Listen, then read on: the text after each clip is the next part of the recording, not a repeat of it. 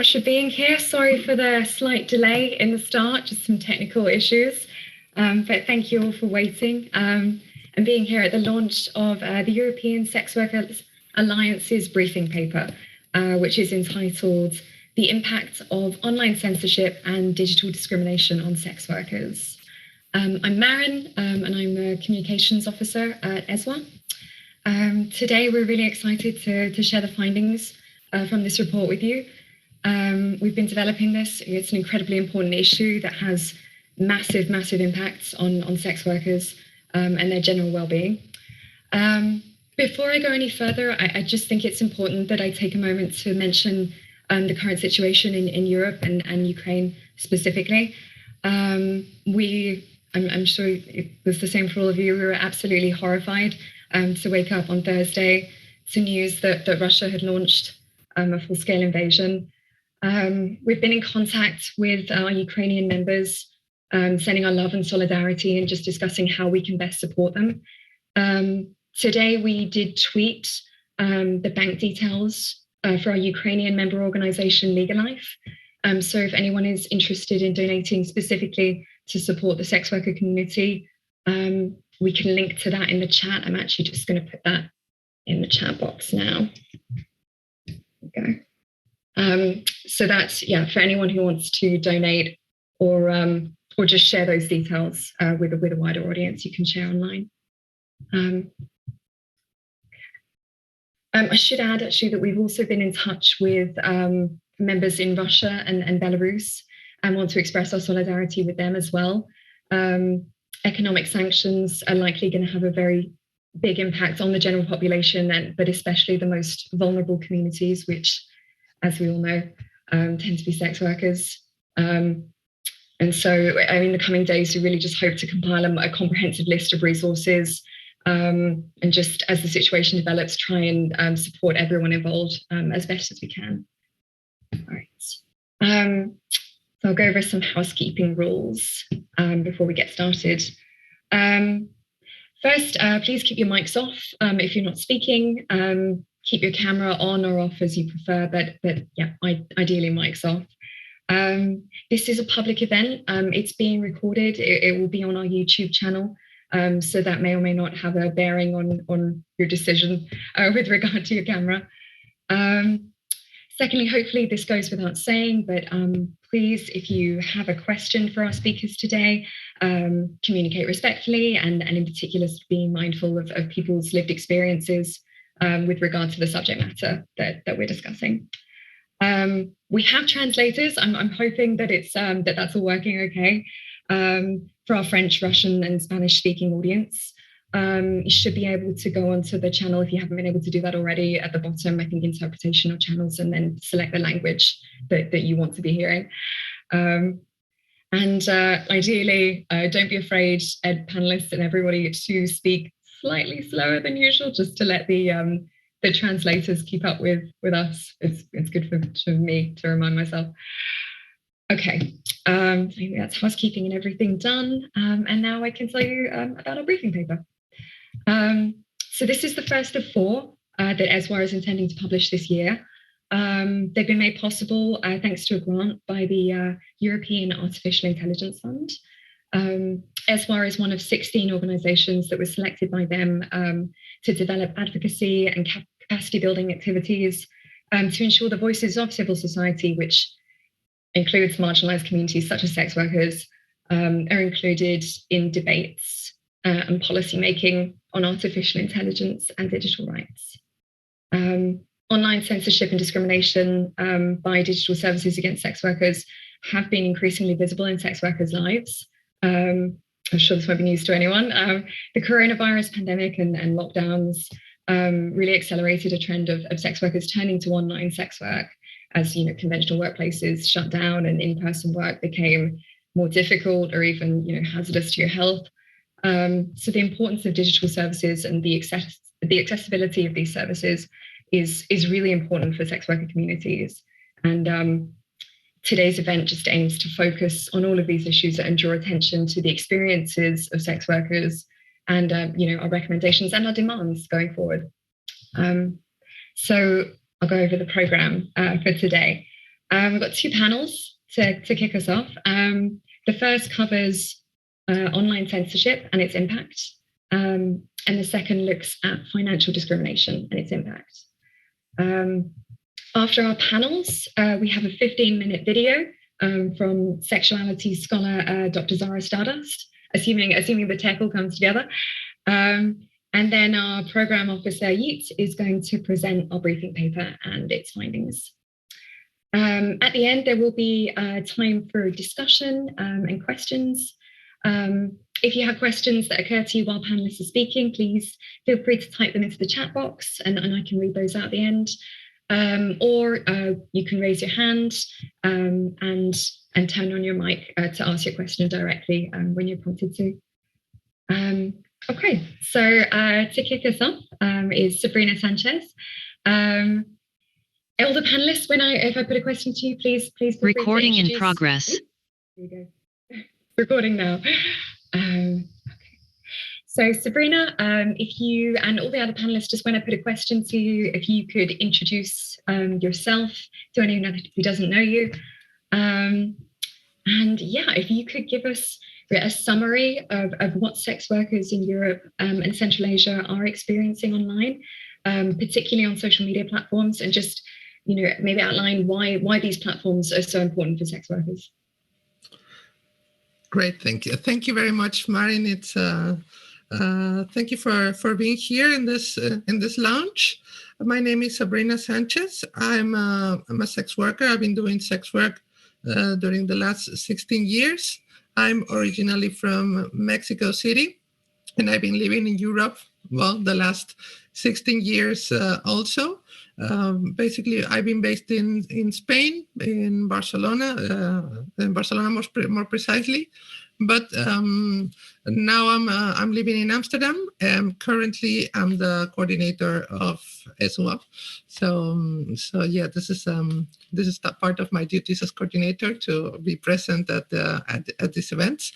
So I'm really happy that you are all here and to see that this issue of the censorship that we face as sex workers and on social platforms mainly, it has attracted your attention. It's somehow maybe because you are affected directly, that you are also colleague sex workers, or you are people that simply wants to keep the internet free. This is as it was conceived like in the beginning. This place where we could all have a little bit of more freedom than the one that we have in the real space, in the real life. And going to the question that you made me, sex workers as in real life, of course we face many challenges. We face exclusion, of course, like in real life. It's like unfortunately the current status of the web, or of how is it organized with these social platforms that are not really too old, for the ones that we have an age, let's say 40 plus. We remember that first internet in the 1990s, the late 90s, that was way different than is it now. And it's part of this gentrification that we also find in the online space. Now you find this gentrification in the cities when usually companies, corporates run by usually cisgender white male with a lot of money. They will basically kick us off our houses. In the digital space, it has happened a little bit the same. We have let's say the marginal identities that can be, for example, trans women, sex workers. Myself as a trans woman, I can relate that also my first contacts with my community, and to learn that I was not alone feeling this by myself, and that helped me discover that there was a a lot of people feeling and feeling the same as me, and also sharing their knowledge and their experience. That as already happened in real life, but also this space was also made and created by this identity that created spaces, created online forums, created many places of encountering that were of course taken by big companies, big capitals, and that was also helpful at some point for us as sex workers. I remember the first times when I started to advertising on forums on the internet instead of the newspaper. That was a big leap for us, that we didn't have to pay like huge amounts of money for 10 words in a local newspaper and without a picture. So we have been always in this in the digital space, trying to offer our services in a more controlled way by us, in a more economical way than us, and also in a prettier way. Also, if you want to put it, now we changed the black and white photographs on the paper for the nice color pictures on Craigslist, and on this kind of Biba Street, on this kind of places where we still advertise. So the problems that we face, and as in any gentrification, always the first that are kicked out are sex workers, and of course poor people. So it's basically the same. So that's why we sell sex, basically because we are poor, and we have made this platforms grow. Ironically, the biggest social platform, that it's Facebook, was created for white guys to basically qualify, the physical appearance of the other people. So we know how this operate. We have learned how this social platforms how they work at some point. Of course, for many of us, it's also difficult to know what is an algorithm first, or to know how does it work. But fortunately, in our community, that we have also very smart people that have been also studying around that and learning how to deal with it. But definitely, what we are facing now, not only sex workers, but that misfit community, if you want to tell that, is also this closure of our spaces. We have this moral thing that you cannot post a nipple on Facebook or Instagram, because immediately you are banned. Of course, a female nipple. No, the other kind of nipples are not criminalized, and all these things. All this comes also from this moral panicking. Of course, there are some dangers on the internet, of course, but doesn't mean that all the spaces of internet are like that, and all the spaces where there are sexual or sexualized, or the sexuality comes in place are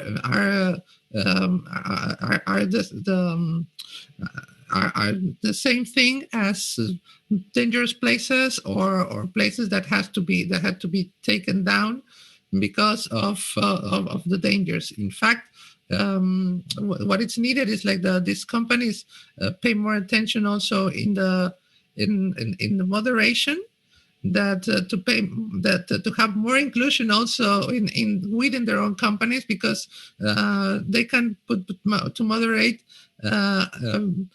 500 million of white cis male to moderate the content. So, and it won't reflect the diversity of the users of these platforms. So, just to wrap up, I don't want to take too much time for the rest of the panelists. Definitely, we as sex workers face this censorship, explicit censorship, that our material is not wanted in a platform. We have also this on the same platform that are supposed for those kind of content. We know the case of OnlyFans some months ago, that in the end they put a step, they make a step back, but there's the menace is there. The menace by the banks and the financial companies, it's there, and well, we know we will talk about that in the next panel. So if we want to keep an internet, a free internet, as it was supposed to be, not only for sex workers but for in general for any any free sexuality, we have to be together in this. We have to pay attention, and we have to pay attention what sex workers are saying, which the dangers are, because we are usually the canary on the mine when it comes to take this backlash on liberties and on rights for the minorities. Thank you very much. Sabrina, thank you so much.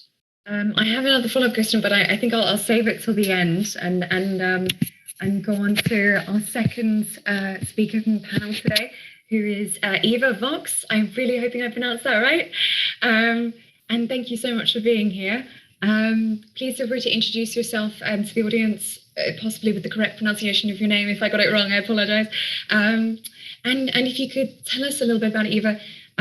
We know that in France right now there's legislation being prepared that's aimed at pornography. If you're able to tell us about this legislation and in what ways it's concerning for you and other sex workers.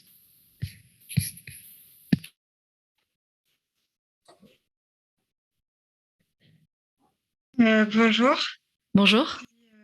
Eva Vox. Hi, I'm Eva Vox. I work for ActUp Paris.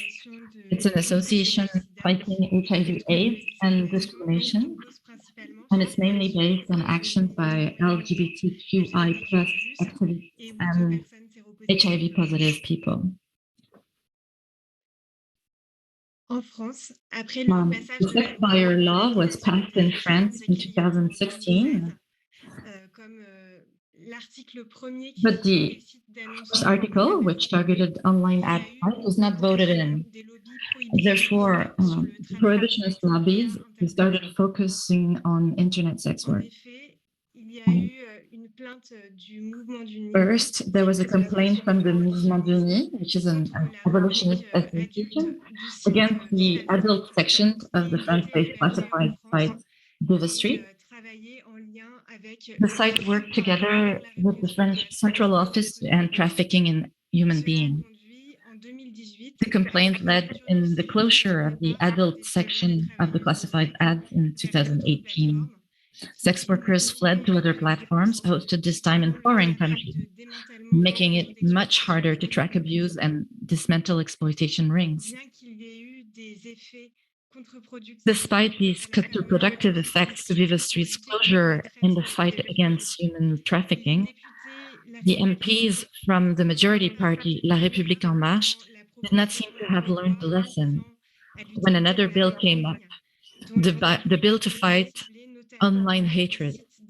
The first article of the bill targeted escort and pornographic sites. In the end, this legal provision was amended various times by the government, but also by MP Raphaël Gérard, who introduced an amendment withdrawing pimping from the scope of the online platform censorship article. As for pornographic sites, the Constitutional Council was seized by the Senate, which favored so far freedom of speech over censorship. In France, the definition of procuring or pimping is very extensive. It even includes solidarity and sisterhood between sex workers. A law that would target internet pimping could result in harm, both for the community organizations doing online outreach, but also for community support in fighting against isolation, especially against cases of violence. In 2020, a new law targeted pornographic sites.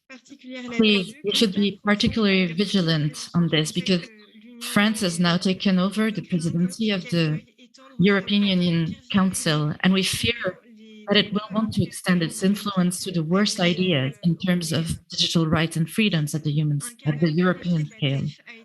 There was a rider, meaning a provision in the law that has no link to the general topic of the law. It was introduced in a bill fighting domestic violence under the guise of protecting minors from pornography. That legal provision stipulates that the over 18 disclaimer is not sufficient to ensure that users and adults, when they visit a site with pornographic content.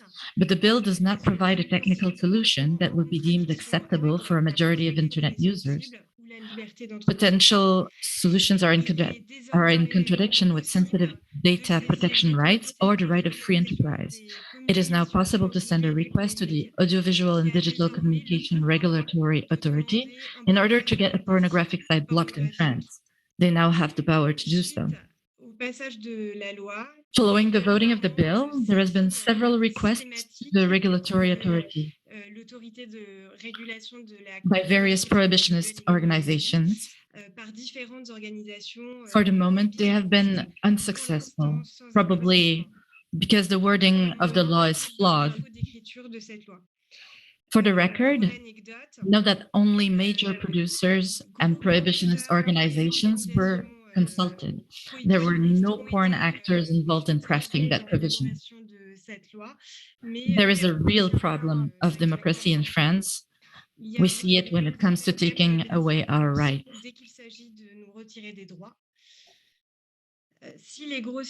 Bigger websites and producers might not suffer the impact of the law.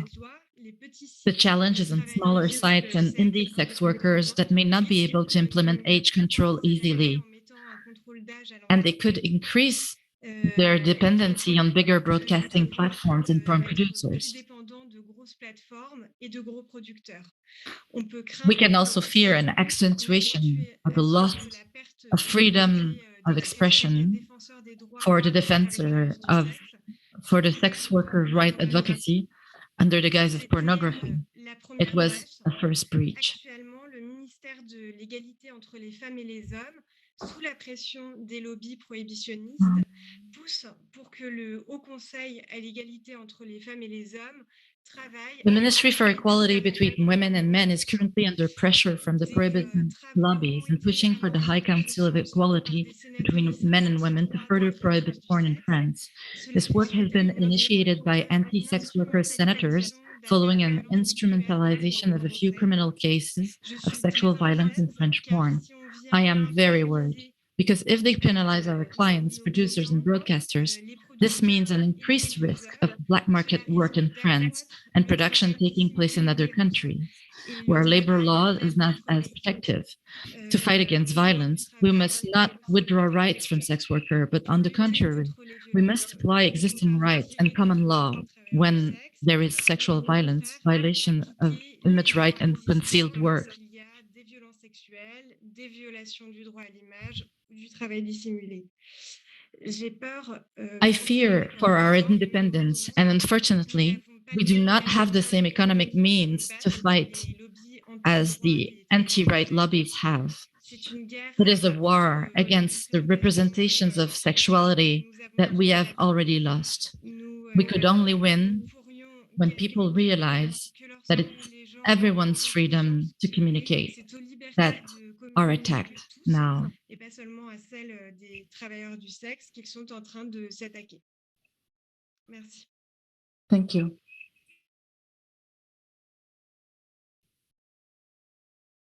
Thank you so much, Eva, for that It's just staggering to me sometimes to hearing how what we define as sort of pimping or promoting sex work keeps expanding to pull just sex workers trying to support and show solidarity to one another. And it is frightening, to hear that the sort of France's kind of growing influence on the European stage, and sort of hoping that they won't be able to promote these ideas. And we send love and solidarity to you and all the workers and activists in France who are fighting back against this.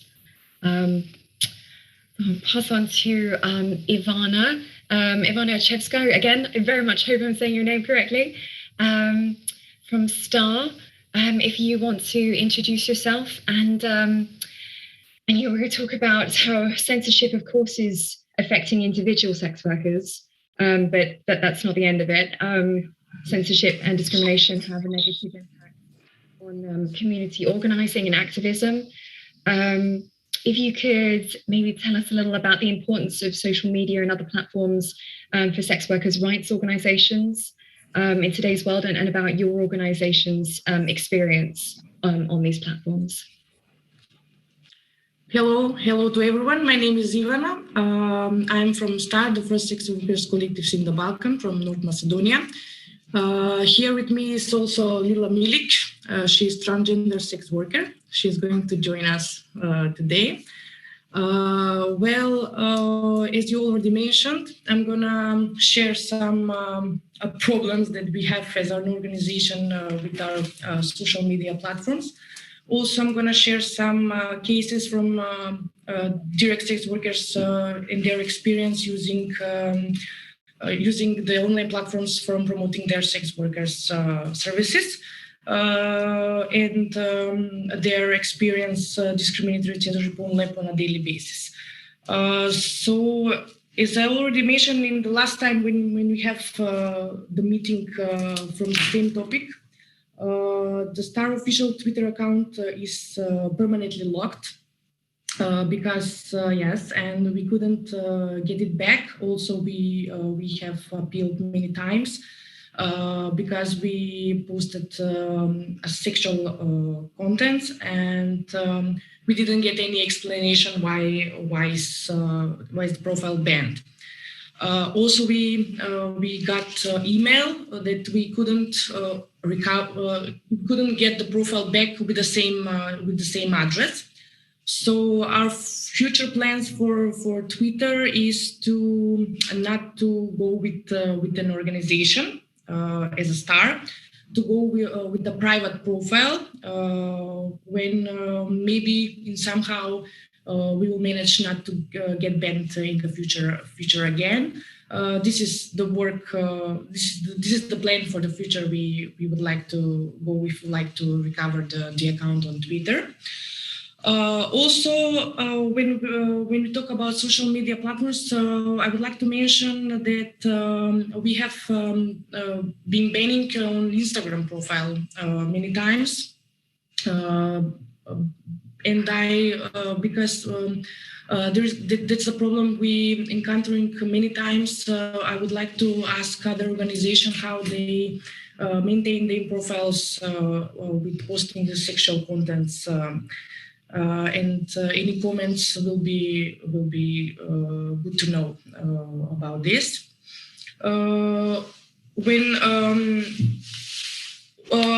Also, I would like to share the case during our 2020 campaign when we marked the 70th December, the International Day to Stop Violence Against Sex Workers.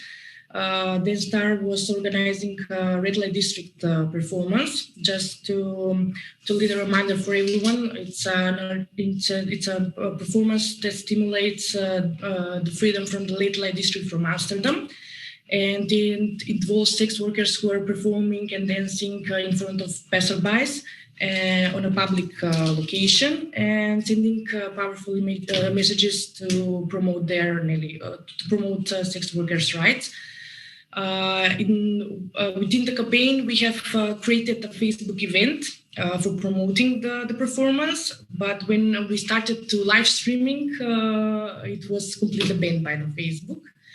So probably it was because of the sexual activity that was shown from the sex workers included. So we managed to relocate the live streaming from the Facebook page to the YouTube channel when we continue to live stream, and to get to be visible to the public. So these are some of the problems we are encountering on a daily basis using our social profiles, media profiles.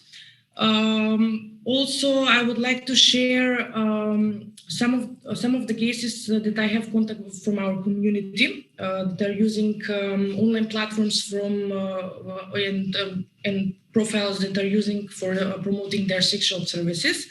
Lila has shared with me some experience with her profile on OnlyFans, and I would like to explain the problem with this platform.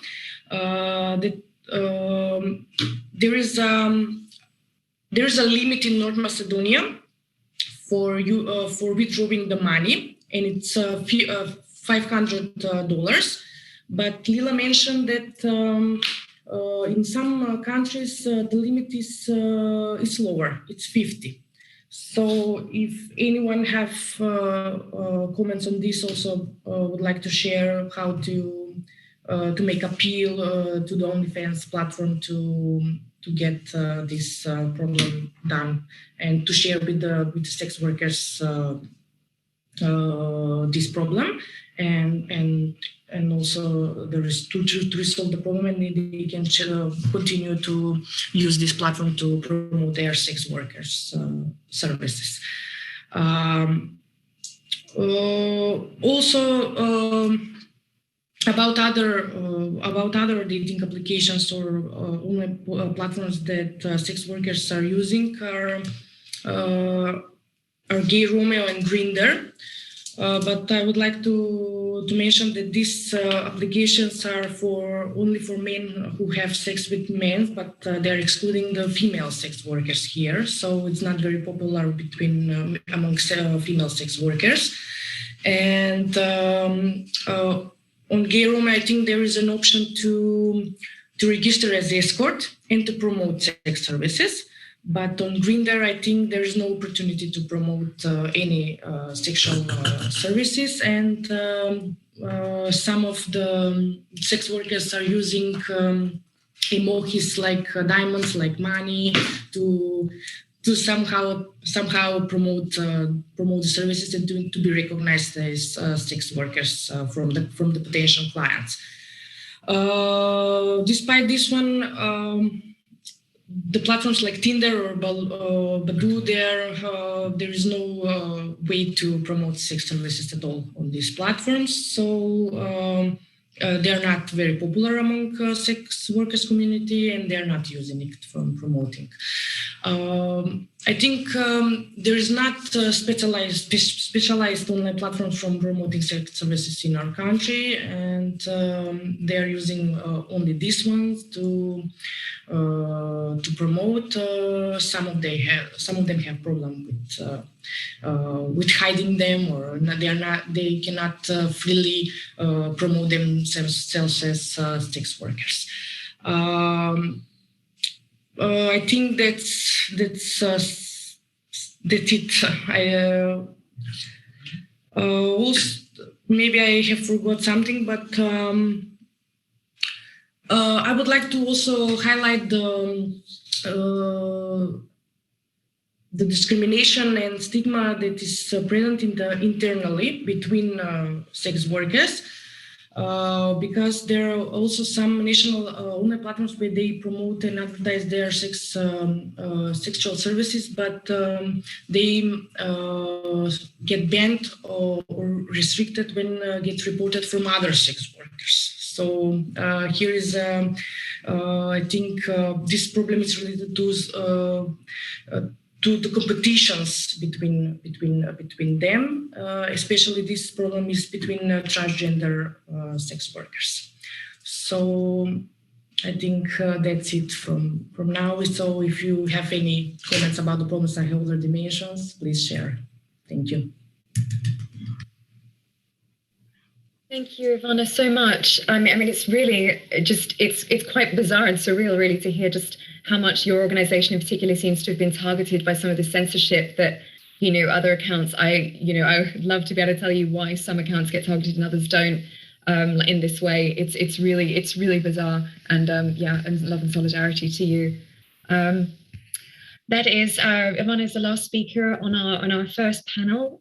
So our second panel is on the financial discrimination by services and the impact that this has on sex workers. Our first speaker is Charlotte Lee from the English Collective of Prostitutes. ECP does a lot of amazing work in supporting sex workers who face discrimination and discriminatory attitudes from various financial services. Charlotte, could you tell us, we'd love to hear about ECP and sex workers' experiences, how ECP is fighting against discrimination by digital payment methods, such as PayPal. If you want to give us some examples of cases that ECP has dealt with in the past and just how this financial discrimination is having an impact. Yeah, so thanks, Maren. Hi, everybody. My name's Charlotte. I'm from the ECP. So we are based in the UK, and we are a grassroots network of sex workers and supporters campaigning for the decriminalization of sex work and also resources such that women can leave the industry if and when we want to.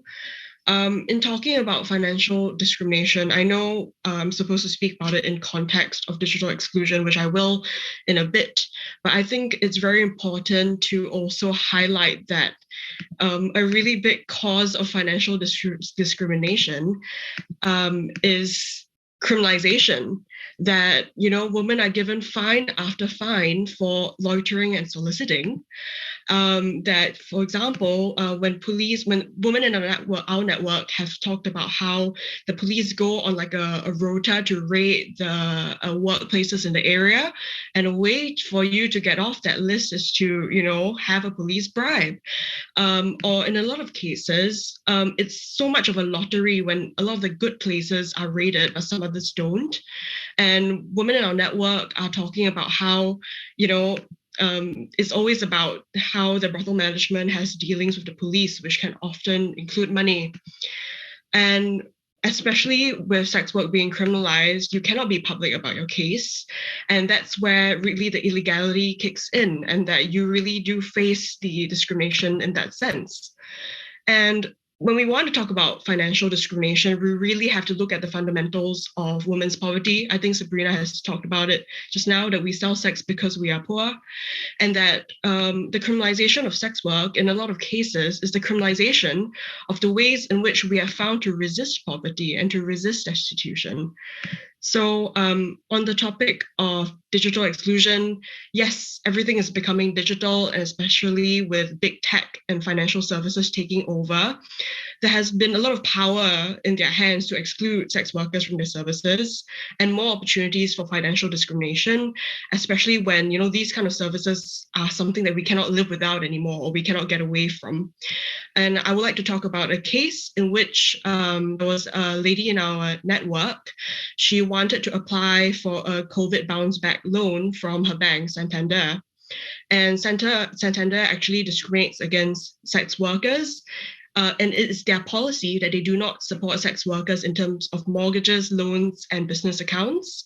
And this came to light when she applied for a bounce back loan as a self-employed escort, and then she was declined because they explicitly said because of the industry she worked in. And so she actually approached other banks, including NatWest, Lloyds, and HSBC, and also found out that they did not support sex workers. She approached Barclays, and they supported, but at the same time, it was COVID. It was like in the peak of the pandemic at the time, and they were not taking in new applications for accounts. So she couldn't get her bounce back loan from there as well. So in terms of the COVID bounce back loan, it was a hardship fund made available by the government for self-employed people and businesses. And so she met the government criteria, but she did not met the criteria or the policies set in place by majority of the banks. So there's this kind of like disconnect between what the government is made available by the government and what the banks can provide to you. And because of the lack of support in this way, she was financially struggling, and she felt like she was being pushed towards returning to work despite the risk of COVID and despite lockdown. And so, sex workers have been disproportionately affected by the pandemic, and the denial of these kind of loans is exacerbating harm. And as a result of these kind of bank policies, sex workers are also forced into getting these loans through, deceit, through fraudulent pretenses, which we do not want to do as well.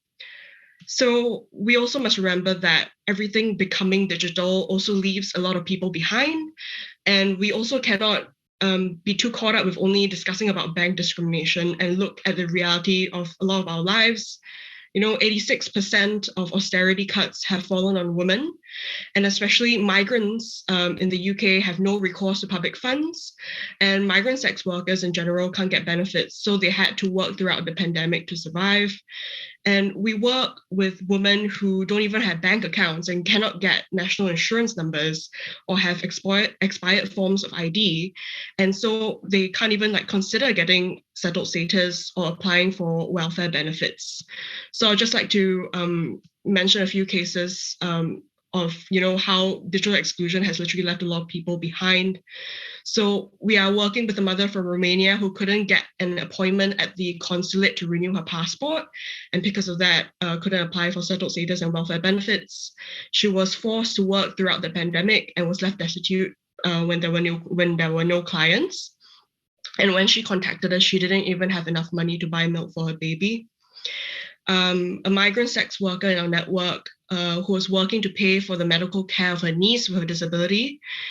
She was fighting an eviction notice because her landlord tried to forcibly evict her.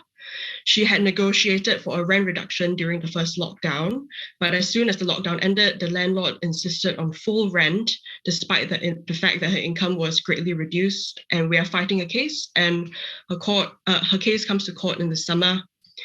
A sex worker from Derby who was made destitute by the Department of Work and Pensions, who cut off her benefits, saying that they suspected that she had been overpaid, and they demanded to see her bank statements. And the bank said that they had to, individually send the bank statements to her month by month through the post, even though she had already provided this information. And a woman in Nottingham who was left with just £47 a week to live on after the Department of Work and Pensions had miscalculated her entitlement, and she relied on local food banks to survive. I also think that it's important that we look at other laws that are used against sex workers, and especially the Proceeds of Crime Act in the UK. So the courts have the power to freeze bank accounts and seize your assets. So this can be your house, your car, whatever money they find on your premises during the raid, if they judge that you are involved in criminal activity. So the burden of proof is actually reversed in all of these cases. So you have to prove that your assets were not, a result of criminal activity, and that the evidence that we have seen from the courts that they used to accuse women of a criminal lifestyle was they used CCTV footage of a woman depositing cash into an ATM as kind of evidence for a criminal lifestyle. Another woman was raided by the police who took £8,000 from her home, and they had to make her account for the money and make her prove that it wasn't from criminal activity, which it wasn't. It was, from the sale of items that she basically was paid for in cash. So I just want to end by saying that the root of a lot of financial discrimination is sexism and is classism, and that, not too long ago, you needed a man to sign off if you wanted to purchase something on credit, and that the system really never wanted women to have money in our hands, and that we see that these are stacked up in ways from banks, but also from the policies that are in the law and from the state. So that's all for me. Thank you very much. Thank you so much for that. Yeet, if you can sign off on my purchases if I ever need you. It's just extraordinary. How on earth you're supposed to prove a negative? I just have no idea when it comes to sort of trying to prove that it's not earned criminally. I mean, as if I keep receipts for everything I've ever bought and I can't prove I didn't steal it. It's just extraordinary. All right, our final speaker is we've got Tess Herr from National Ugly Mugs. So I know National Ugly Mugs published a report last year on financial discrimination against sex workers in the UK. Tess, I think you were pretty instrumental in that report being created and published. If you could tell us about it, what your findings were, how digitalization and sex workers' exclusion from digital financial systems impacts on them and their well-being.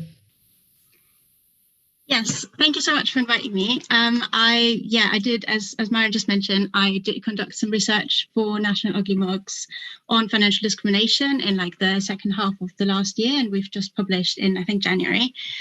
So we only could look at UK-based institutions, UK-based organizations. There's some anecdotal evidence for international payment processors, but we had to focus on like the banks and stuff. So I'm going to be making some kind of similar points to what Charlotte just said. I spoke to 7 sex workers and also did like a scoping of the social media and of media generally, and also what sex workers were generally like experiences that sex workers were talking about just somewhat on the internet. And the report can be downloaded on the NUM website, and I can put the link into the chat in just a minute. So what I found, maybe unsurprisingly, is that these instances of financial discrimination are common and that they are super normalized in the sex working community, even expected sometimes. I looked at the refusal of services from banks and just other financial institutions, so like business accounts, but also personal accounts being shut down, loans, overdrafts, the bounce back loan that's been mentioned before, like those kind of things being refused. And then, as I said, there was some anecdotal evidence from like international payment processors, for example, PayPal. So one person mentioned that he lost over £2,000 through PayPal alone. Like they just kind of shut down several PayPal accounts that he used for work, for online sex work, and seized the money. And there was just nothing that he could do about it. And there were like similar stories like that, all over social media and the internet, but also people mentioned them to me. So what I kind of want to focus on today is that while we kind of move towards this cashless society, which obviously has massively been exacerbated by COVID, there is kind of this response for small businesses that aren't in the adult industry or sex industry. So like for small nail salons or hair salons, or also Etsy shops, and just like anybody basically who provides any services that aren't sexual, they get like, it's possible now to get card machines for transactions like that. Also, there's loads of different payment apps and processes, and all of that has been kind of professionalized. But the vast majority of those discriminate against sex workers. So I had cases where people started with those cash machines, like card machines, as escorts, and then as soon as the card machine company found out that they were an escort, that like their account was shut down, sometimes their money seized and that kind of stuff. So there's already legal cases going on in the UK at the moment, but that's what I'm trying to say, that like these kind of instances are super normalized. So for online sex workers or online adult entertainers, I guess this means kind of a further reliance on these platforms, so on OnlyFans, on other platforms, and adult work in the UK. But I'm assuming that's very similar in other countries as well. And even then, there is uncertainty if those payments are going to get through. So there was a case where a sex worker couldn't get her payments from the campsite just from one day to the other. They just wouldn't show up on the bank account until she opened another bank account with a different bank. Like that was the only way to get through that. And for the time in between, she just didn't have any income. And then for in-person sex workers or in-person adult entertainers, it means that they're mostly still being paid in cash, because what else are you going to do, right? But then you kind of have to bring a lot of this cash into the bank regularly. Charlotte has already mentioned why that can be like what police can do. Like police will seize the money and stuff if you just have it lying around, and especially with lots of places not taking cash anymore, you do have to bring it to the bank. That can look suspicious. That can mean that sex workers are then losing their bank accounts. So it's just kind of being stuck and not being able to get out of this. And the more we move towards this cashless society, the more sex workers are in this horrible situation where they can't really do anything with the cash, with their income that they're making, or they're just not sure if they're ever going to get the money that they made online. And I think what becomes clear is that in both cases, there's a higher reliance on third parties, and it makes it more difficult for sex workers online and offline to work independently. So in terms of financial impact, there were obviously there were loads of things, but one thing is that it kind of prevents people from making sex work more of a career, and that also that it prevents them from getting a certain kind of security and safety. So like getting a mortgage, also getting a savings account, putting money away for pension, those kind of things is just made really, really difficult. One person that I spoke to said that you can only go so far with sex work. You can only get through a tiny, you can get through difficult times, but you can't really make anything out of it. And then there were also these sudden instances of financial discrimination, which can obviously lead to extreme poverty, extreme debt, also homelessness, because obviously you can't anticipate that the payment from the campsite won't get through. And then suddenly you just don't have an income for several months, even though you're working online, these kind of things. So that's just, there is this constant kind of uncertainty, what's going to happen.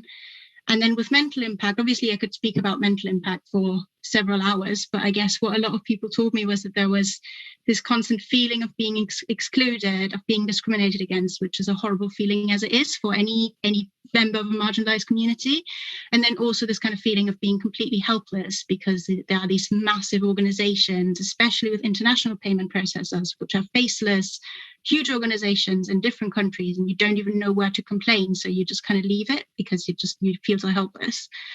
And then also the thing that I already mentioned a little bit was this constant state of uncertainty. Is it going to happen again? When is it going to happen again? What can I do? Is there anything I can do? How can I move out of sex work if I can't put any money aside? If I can't build kind of on the savings that I already have, because I can't actually save them because they might just be taken away from one day to the other. And that, as I said, I could speak about this for hours, but I think I'm just going to leave it there. And I will put the link for the full report into the chat. Thank you. Thank you, Tess, so much for that. Yeah, it's absolutely infuriating to hear about sort of people being stopped trying to put their cash into banks when you think this is them trying to live and it's sort of legitimately within the rules of the society that's set, and they're actually being penalised for that. All right, thank you so much to all our panelist speakers. We're now going to listen to a video sent to us by Dr. Zahra Sturdust. She's a socio-legal scholar working at the intersections of sexuality, technology, law and social justice. Her doctoral research won the Dean's Award for Best PhD Thesis, and it examined the regulation of queer and feminist pornographies through criminal laws, classification codes, platform governance, and the capitalist cooptation of sexual subcultures. She's based in Australia, hence not currently awake, I think, but kindly agreed to contribute to the event by sending us a pre-recorded video, which hopefully we're going to be able to watch now. Hi, thank you so much for having me. It's such a pleasure to be here for the launch of this very exciting and timely report on sex worker digital rights in Europe. My name is Dr. Zahra Sturdust. I'm a postdoctoral research fellow at the Centre for Automated Decision Making in Society in the Digital Research Media Centre at the Queensland University of Technology, and I'm also a sex worker. I want to acknowledge that today I'm here on the land of the Yugara and the Turrbal people, that this is stolen land from which sovereignty was never ceded. And I pay my respect to the elders, past, present, and emerging, and any First Nations people here today.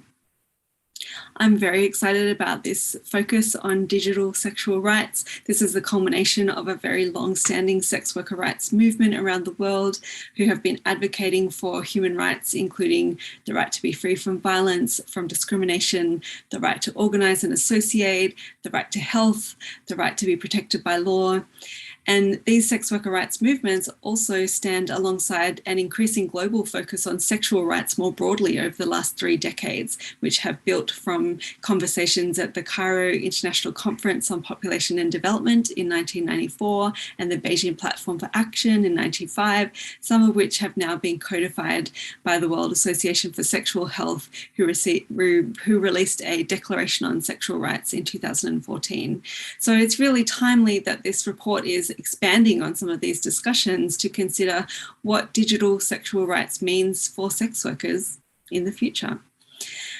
Today, I want to speak a little bit about some of my research with sex workers, about their experiencing navigating online space, as well as some of my other work on sexual content moderation. And for me, this work was born out of my own experience as a worker navigating an online environment that was heavily criminalized and regulated according to heteronormative community standards. All around me, my colleagues were having their work shadow banned, demoted, demonetized, maliciously flagged. And so in my research, I look at the use of algorithms, classifiers, and automation to detect sex and nudity, and the policies of platforms and of governments that regulate sexual communication, expression, and representation. So as this report details, during the global pandemic, many sex workers turned to online work, creating digital sexual content across different mediums, from camming to subscription sites to video bookings. This is not new, but many faced a hostile online environment. And this is part of a larger technological, economic, and regulatory infrastructure that is deeply whorephobic. And the first reflection I want to share is really about how platforms themselves conceptualize harm and conceptualize risk. Social media platforms are under a great deal of pressure to address issues like non-consensual intimate imagery and child sexual abuse and exploitation material, but they've largely done so by prohibiting sexuality, prohibiting nudity, prohibiting sexual solicitation, which impacts a range of different users, from people who are simply seeking to hook up, to sex educators, to queer folk, and of course, sex workers. Platforms often speak about harm as if it's only individual pieces of content, or it's interpersonal conduct between users, or it's some kind of corporate or reputational risk. But users perceive harm much more broadly as something that is very much perpetrated on a systemic level by platforms. And certainly in my research, my participants described different types of online harm that can overwhelmingly be understood through 2 themes, that of exclusion and that of extraction. The exclusion part is very transparent. It appears not only in the anti-sex policies of social media platforms, but of course payment processes and in the denial of financial infrastructure that then impacts people's capacity to maintain their livelihood. And there's new research by Valerie Weber, who's a PhD candidate over in Canada, that found that 90% of sex workers experienced detrimental effects to their livelihoods after MasterCard implemented their stricter rules for adult content. Even on platforms where sexual content is permitted, there are extremely arbitrary rules and standards that prohibit completely consensual and lawful activities in ways that are not so much to do with harm, but more to do with reputational risk or heteronormative sensibilities. And Hannah Stegman recently published an article about these limits of acceptable content on webcam platforms. But then at the same time, sex workers are overwhelmingly reporting experiences of what we can think about as extraction. So being used by platforms to build up their commercial base, to populate content, to increase the size and viability of the platform, and then later to be treated as collateral damage when those same platforms introduce policies that simply remove sex entirely. Tumblr is a great example of this, and OnlyFans announcement last year, and then their subsequent black flip that they were planning to prohibit sexual activity among content creators. So there's all sorts of types of harm here that platforms could be very much concerned about. Things like barriers to accessing sexual health resources or harm reduction material or community support. sex workers' exclusion from participation and belonging and public discourse, the increasing sanitization and gentrification of online space, or the diminished conversations about sexual health, or the discriminatory practices that keep people in precarious labor, the reproduction of whore stigma on their platforms. And what's concerning is that important social justice work is being stifled. And in fact, there's a report by Hacking Hustling who found in their community research that 51% of sex worker activists reported that shadow banning had interrupted their abilities to do movement organizing. But then further, in order to enforce these exclusionary policies, there are obviously more problems that lie in how enforcement and detection software is being designed and deployed to identify supposed harm. We know that automated systems have difficulty in drawing the line between what type of content is educational or humorous or sexually suggestive. It's difficult to understand context, and therefore we have very broad overcapture. There's a great piece of research by Alice Witt, who found extremely inconsistent moderation of women's bodies on Instagram. And she identified that 22% of the images that were removed were actually false positives. And there's another great piece by Carolina Eyre, who has been researching shadow banning of pole dancers on Instagram. There's also numerous reports of users who have had content removed simply because their posts contained an explicit word. But we know that classifiers that identify abuse simply through keyword searches are highly problematic. And a great example of this is there's a piece of research from the Internet Lab called Fighting Hate Speech, Silencing Drag Queens. And the researchers tested a sentiment analysis tool called Perspective. And they found that tweets by drag queens on Twitter rated higher for toxic speech than tweets by white nationalists. So tools like this often read explicit words as if they are inherently toxic, and they don't understand the sufficient ways in which language might convey different meanings, especially for LGBTIQ+ people or for sex workers. And of course, it's not just about speech. We have nudity classifiers that are particularly problematic in recognizing body parts or skin tones, and they're often based on very unrepresentative training data sets. Facial recognition technology more generally has high rates of error, especially when purporting to recognize the age and gender of people, and it's been proven to have significant racial bias.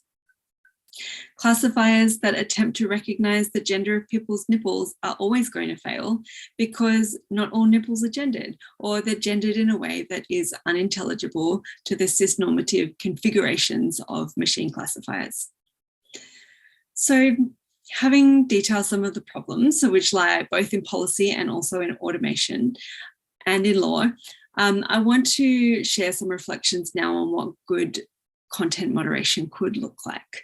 We held a RightsCon session back in 2021. RightsCon is a global summit on human rights in the digital age, and our session was called Alternative Frameworks for Sexual Content Moderation.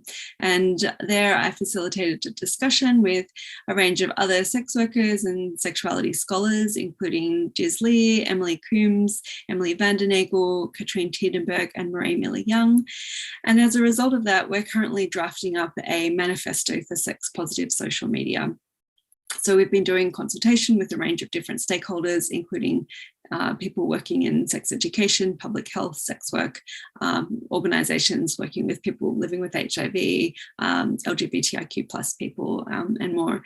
And the manifesto really takes a holistic view to spelling out some of the basic things, that the regulation of sex is highly political, that platform regulation shapes both our erotic imagination as well as our sexual possibilities, that platforms have a role to play in destigmatizing sex, and then some things that perhaps we think are obvious but ought to be said, like sex should not be conflated with risk and harm, that sex is social and sex is cultural, and it can actually be integrated into social media. And on this, I recommend a book by Katrine Tiedenberg and Emily Vandenagel called Sex and Social Media, which explores how users actually benefit from critical conversations that open up by integrating sexual content. The manifesto then also sets out how sex-positive social media requires shifts in the structures and the businesses and the revenue models of platforms who need to start valuing sexual content creators in a material way rather than simply exploiting them or treating them as disposable. This in turn requires decentralizing the digital infrastructure. So social media platforms shouldn't simply rely on consultation or tokenism or even market research among sexually marginalized communities. They actually need to prioritize marginalized communities, including sex workers, as stakeholders, as decision makers, as leaders in their governance models. Creating sex-positive social media also means that platforms should be transparent about the values that guide their design and their decision-making rather than simply pretending that they're neutral. So platforms should proactively build safer spaces that support users to unlearn structural oppression and uplift the voices of marginalized communities. This is also about transparent decision-making. And by that, I don't just mean accessible appeals, but also individualized reasons or independent dispute resolution processes, avenues so users can actually understand and then evaluate how the content curation systems work. So how their own sexual content is being ranked or being organized or being sorted. And of course, instead of targeting sex, platforms ought to be aiming to prevent and address sexism, racism, transphobia, whorephobia, ableism, and other manifestations of structural oppression on their platform. One really important thing to remember when it comes to sex work is that platforms should take into consideration that legality and illegality are not determinative of whether sexual content is either consensual or ethical. Many forms of consensual sexual activity are unlawful in various parts of the world. So social media companies shouldn't just use those restrictive, repressive regulatory regimes as their baseline standard for global policy on governing sexual content. Platforms actually here have an opportunity to improve on the poor sexual ethics of governments. The two final points I want to make are structural. The first is the role of platforms in resisting surveillance capitalism. We know that verification processes and legal name policies place many marginalized communities at risk. So platforms need to be able to provide multiple options for users to make informed decisions about how their personal data is collected, how it's stored, how it's used, including who it's shared with and for what purposes. And then platforms also need to permit users to participate without making serious privacy compromises. Then that means via anonymous and pseudonymous participation. And finally, sex-positive social media requires an enabling legal environment. So addressing harm isn't just about swift takedowns or quantitative measures or increased surveillance or new automated tools. We need governments to decriminalise consensual sexual activity and repeal laws that hinder access to sex education, to health promotion, to safety information and harm reduction tools. So national governments have a really important role to play here, not only in the decriminalisation of sex work, but also in regulating to prevent the formation of media monopolies and to materially support the proliferation of independent media and platform cooperatives and alternative economies. So those are some of my thoughts on how governments and platforms have a role to play in making the internet a safer place for sex workers. All of this matters, of course, because online space is becoming increasingly sanitized and gentrified. Platforms are making arbitrary, unaccountable decisions about what type of sex can be visible. They're prioritizing profit over people. And yet the regulation of sexual content affects everybody. It impacts your ability to access sex education and services, and it obstructs our ability to connect with one another and to build social movements. So I hope that this report is a catalyst for a much needed movement and social change in this area. Thanks so much. Thank you everyone for staying with us while we listen to that. I never thought I'd hear the expression like determining the gender of nipples. That was a highlight. I'm going to pass over to Yeet, who is going to present the findings of the briefing paper that we are launching. Yes, I can. I think you can all hear me. Okay, cool. So I'm going to try to share my screen again. Luckily, there's no audio, so it should be easier. Yay, here we go. And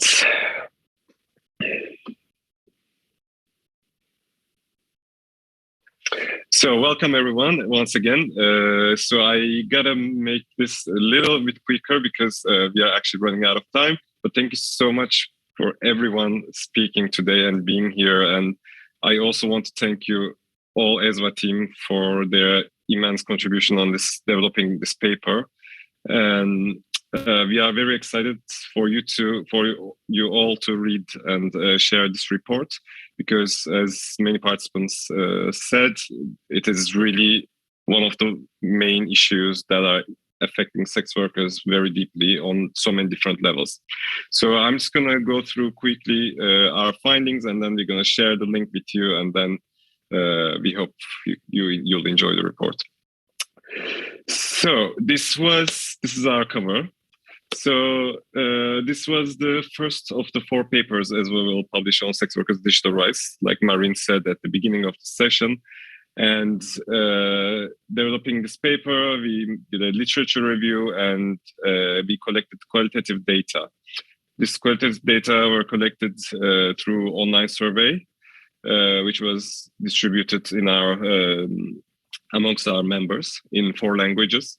And plus, we had in-depth semi-structured interviews with some participants. 21 participants from 17 countries were involved in this process. 12 of them representative of sex workers' rights organizations and 9 individual sex workers.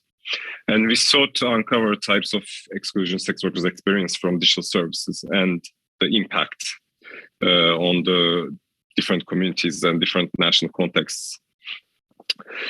And our findings could be basically grouped in 4 themes in terms of the impact this censorship and digital exclusion has on sex workers. One of them is obviously impact on self-expression and freedom of speech. The other one is impact on financial stability. Third one was impact on agency and independence. And fourth one was impact on community organizing. So very short, the impact on self-expression and freedom of speech. So censorship, we found that censorship happens in a variety of online platforms. However, Facebook, Instagram, and Twitter, these mainstream platforms were amongst the most mentioned platforms that have hostile attitude towards sex work, sex, and sex workers. And sex workers regularly face bans and partial bans and shadow bans on these platforms. These are not the only services that they face exclusion. Of course, for example, dating apps were also frequently mentioned by our participants, which, with all these platforms, it's increasing feelings of isolation and stigma expressed by many participants. And this is very bad for their mental health, of course. And the importance of these online services and platforms is increased due to COVID-19 pandemic, because during the restrictions, you all know how difficult it was. So the need and dependency on online platforms from which sex workers are excluded frequently. But we also found that the censorship doesn't affect everyone on an equal level. So uneven levels of censorship among sex workers who have other marginalized identities we've seen. So, for example, gender expression, identity, sexual orientation, and race. So challenging the platform decisions were really difficult, and the trust on the platforms were minimal when it comes to trying to reverse the discriminatory decision that was taken by platforms. So these are some of the quotes, for example, that I would like to show you. So Kali, sex worker from Spain, said that she posted a picture of me in a bikini on the beach, fully covering my tits and everything. Nothing visible, and it got deleted 3 times. First time for sexually explicit content, second time for bullying and harassment, third time for sexually explicit content again. I got really angry, and I collected pictures of what is available on Instagram of white women doing much more explicit things, which is good for them. It's amazing, and I'm very happy for them, but I just want the same rights. I don't want to be censored because I'm a brown, queer sex worker and open about that. And Pion, an organization, sex workers' rights organization in Norway, said that they have challenged every censorship done by the platforms, but they were refused in split second, and they weren't sure that if these decisions were taken by actual people or automated algorithms. And when we go to impact on financial stability, so I must mention this comes second, but actually this was the main issue, the main issue as it was seen by sex workers. So one of the most important issue and impact of censorship and discrimination on platforms. So all respondents expressed the growing importance of social media platforms for sex workers' economic empowerment and financial stability in the face of shrinking traditional workspaces. The COVID-19 pandemic increased the need for online platforms where sex workers can generate primary or additional income. So during the COVID-19 pandemic, as you know, a lot of workplaces, traditional workplaces have been shut down by the governments, and it was a good excuse for them as well. And so a lot of sex workers became really dependent on these online platforms to be able to make any kind of income. FOSTA, SESTA, and other laws, such as obscenity laws, contribute to the deplatformization of sex workers by encouraging platforms and digital payment platforms to adopt discriminatory policies. And this deplatformization of sex work severely impacts sex workers' financial stability. So one of the very problematic obscenity law, every country kind of has this kind of laws, but for example, in Turkey, the obscenity law doesn't only cover the images, for example, but you can be charged with obscenity if you even, written a post, for example, in sex workers' cases, if they advertise, saying that I offer this services, this considered obscenity, and they can be charged. So banks were also frequently mentioned by the respondents, as we listened from variety of speakers today. Digitalization of banking services enables banks to collect more data about the source of the payments, which they then use it to refuse sex workers as clients. And we found that migrants and racialized sex workers are the most impacted due to conflation of sex work and trafficking. Again, we can look at some quotes here. For example, Kelly again from Spain said that so her account was frozen by PayPal, and they said that they need to evaluate her case, and it would take 6 months. And she was like, "What do you mean evaluate? This is my money." And she says that she needed that money to pay rent that month, so she had to do more sex work and hustle more that month because of this.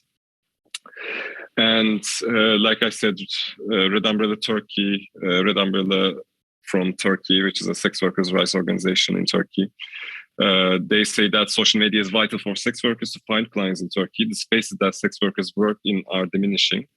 There used to be many girls working in the streets in Ankara. This is the capital. However, there's so much police presence now, and they can't work on the streets. The situation is similar for sex workers who work in brothels, because brothels are also being shut down. That's why it was also extremely stressful for sex workers when OnlyFans wanted to ban sexually explicit content, because many sex workers rely on that platform for additional income. And Struss, sex worker-led organization in France, makes a similar point. And they explain that when they are banned, basically they lose all client contacts made during the last year with their hard labor to maintaining a clientele. And it impacts sex workers' mental health. And some sex workers end up with nothing to pay for the rent or to feed their kids. The third impact was on agency and independence of sex workers. Exclusion from online spaces impacts agency in different ways. Due to online censorship and digital exclusion, sex workers' ability to negotiate for condom and price was really reduced.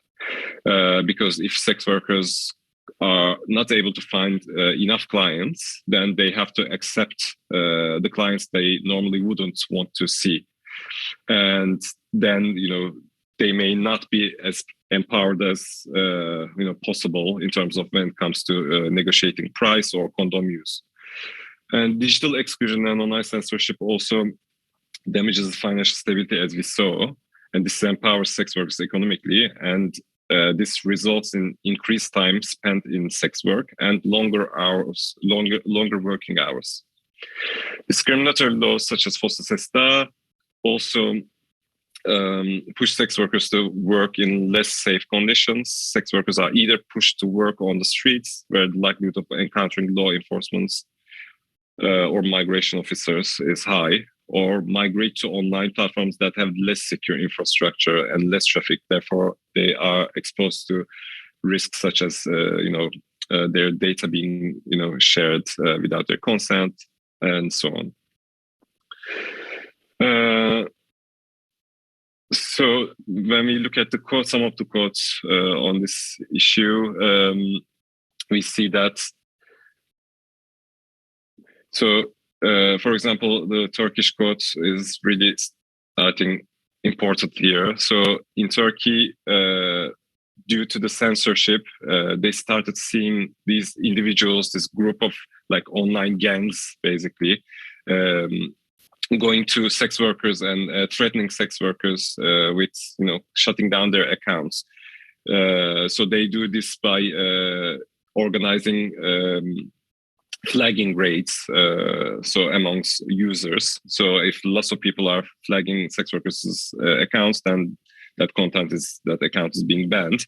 So they are using this discriminatory practices by platforms and harmful laws to extort money from sex workers or demand sex from sex workers. So that's really just horrifying. And as you can see from Sweden, they say that it is hard for us to thrive within sex work, and exclusion makes the step to transition from sex work to other work harder. Finally, we can look at the impact on community organizing. Majority of organizations we spoke to mentioned regular instances of censorship aimed at social media accounts of organizations, and discrimination by other digital services such as payment platforms as well as banks are also common, which result in loss of income.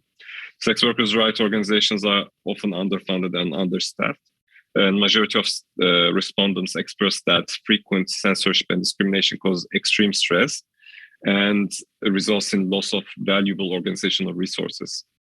In addition, ability to organize and contribute to public debate decreases. And self-censorship was the other thing that came out from our interviews. They basically have to self-censor, and this is kind of like a workaround to avoid losing organizations' accounts, which was mentioned by our speakers here today as well. For example, avoiding the use of phrases that are fundamental for sex work organizing, such as sex work. And algorithmic content moderation is used as a weapon by the platforms and remove any mention of sex work from the platform. And as you can see, our participants had lots of things to say about this as well. Sex Work Polska, for example, says that it's a sex work-led organization in Poland. They had their Instagram account deleted twice in a row in March 2021. Later, we tried to set up a new account. It was very problematic. We had to change that phone number and email address linked to the account in order to set up a new account. We also had to change the account's name not to include the word sex work. Suspension or even removal of our accounts is very stressful and demotivating.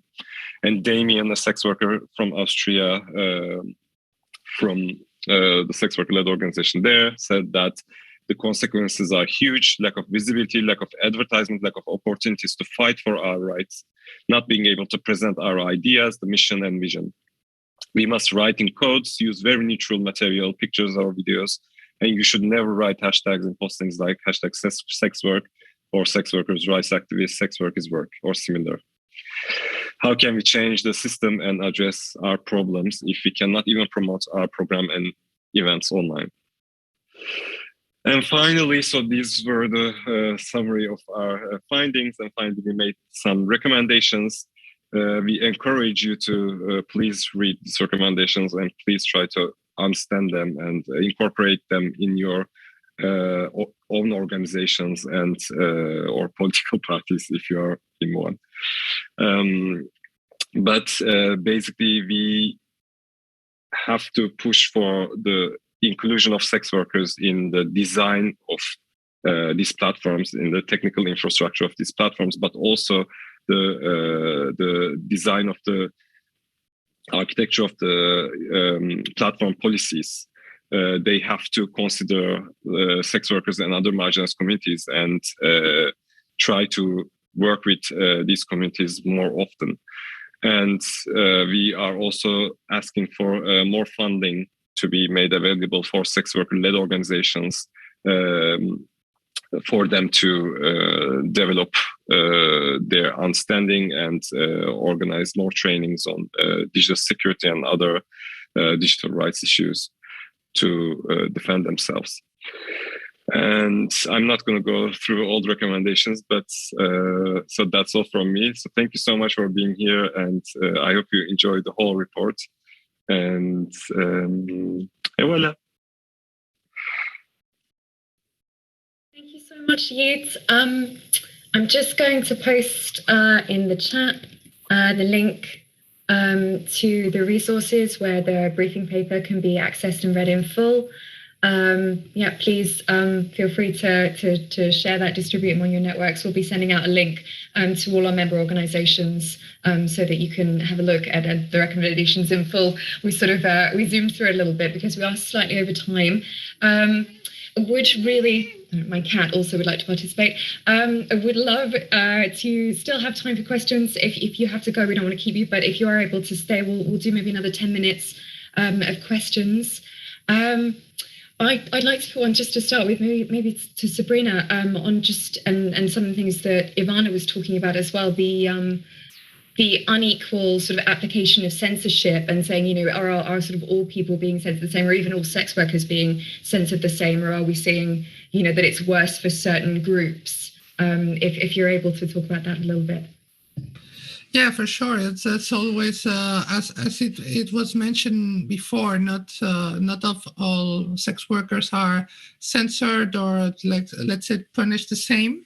Of course, the platforms always want to take profit. That it's a business. In fact, well, their business it's our data.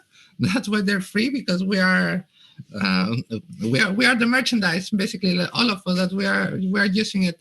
And of course the platforms are always looking for their benefits and for their numbers, and also for their shareholders, more like for the stakeholders. And of course there's more censorship when your body is not adjusted to the heteronormativity. You know, when you have, for example, when you're read as a cis woman body, and you have hair in, for example, in your armpits, that's something that happen also. I've known from cases from colleagues that for having a hairy armpit, that the picture is flagged as an infringement of the communities. It's like also where bodies that they are not slim, or that we have all this kind of also this kind of punishments of going outside any normativity. It can be like the weight normativity, the whiteness, or simply that heteronormativity that in fact it's really dangerous, because when Sesta Fosta happened, I think it was Craigslist that also closed the part of the personals, the forum of the personals, where usually this sexual dissidences that are usually met. You know, it's like the digital equivalent of the bus station male bathrooms. You know, like or the changers of the El Corte Inglés in Barcelona. The people from Barcelona that we know. So there's also these spaces, because of this fear of being liable because of Sesta Fosta, and to block any possibility of some sex offering and change of money. They just shut down the whole section, and it's definitely another barrier to our freedom of expression and our freedom of sexuality and the good development and the good enjoyment and fulfillment of our sexual health and reproductive rights, if you want also to add that. So I think it's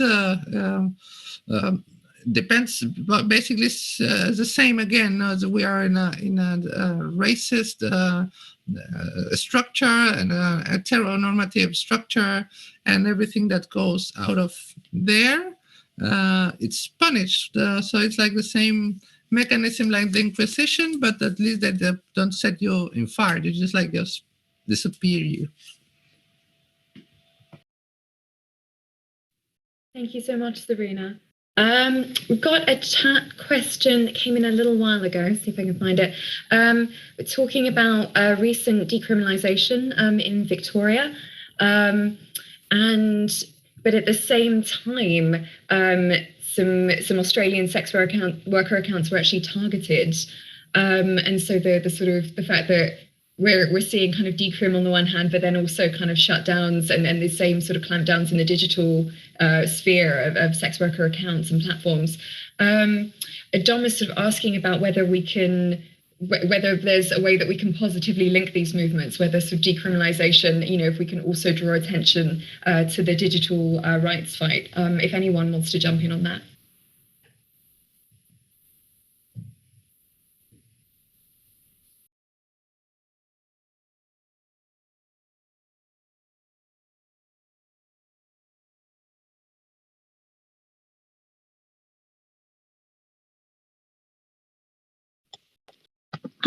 Just very, very briefly, and I don't think I can say this like on the basis of the report that I wrote, but like as I'm also involved with the Sex Workers Union and just like speaking from activism and from my community, I think so like if we live in a decriminalized system where sex work is not criminalized, that's the important part, then there is a way to fight it legally, right? Like then we can claim in the UK, there's the Equality Act is quite an important one. But we can only go to court and we can only sue organizations that discriminate against us if our jobs aren't criminalized, if that makes sense. So therefore, decriminalization would be not the answer, but a first step. Because if it is obviously decriminalized, then we can fight for the other things that aren't working well in the sex industry, right? But we can't do this unless. And I think this goes for everything. Like this goes for everything when we speak about horrible working conditions or like a lot of things that are happening in the sex industry. Decrim is only a first step, and it doesn't stop there. And I think with financial discrimination, it would be similar. I don't know if that answers the question, but yeah. No, I think it's a great point in that, you need the law on your side to be able to fight against this kind of discrimination. I know when Charlotte was talking about the woman who was denied bounce back loan, and in fact, this policy of the banks, it didn't match up with the law. And so she has been able to kind of mount a challenge. It's ongoing, I believe. But, the law being on her side allowed her to do that.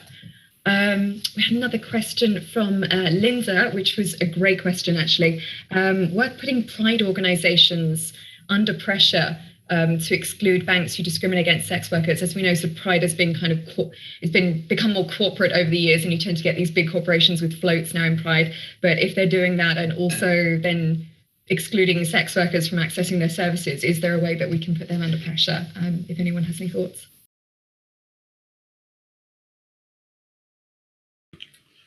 Well, sometimes defenders, can be kind of costly for many people. No, we seem that mostly this question is targeted for the feminist movement, and yes, sometimes we miss that support, because we know that also that it's difficult for many of them, mostly when they are in the academy or in the social parties, that it's difficult to show their support. But at some point, we are the ones that are putting the body in front of in the front line, that, and with always being there, and sometimes we miss that support of saying, okay, I'm going to maybe risk a little bit because I see that this cause it's fair, that we are right in demanding rights, that we are not defending prostitution. In fact, we don't defend any work under the capitalist system, for example, because everything is horrible and we are all obligated to work. So we just missed that, just a little bit of bravefulness, if you want to say, and also to be of empathy to also use your privilege that you usually have when you are in some spheres to work in favor of the ones that don't have any labor right, and is basically almost not human rights.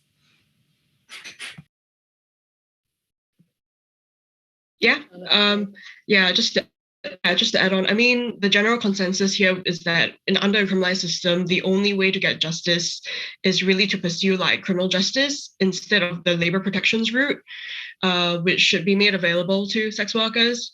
But also that I think, not directly relevant to the LGBT question, but I guess in some of the same realm, the ECP has tried to work with NGOs that have connections to banks like HSBC. So for example, I think Shelter, the really big homeless charity in the UK, they had a program with HSBC for people opening bank accounts for people with no fixed abode.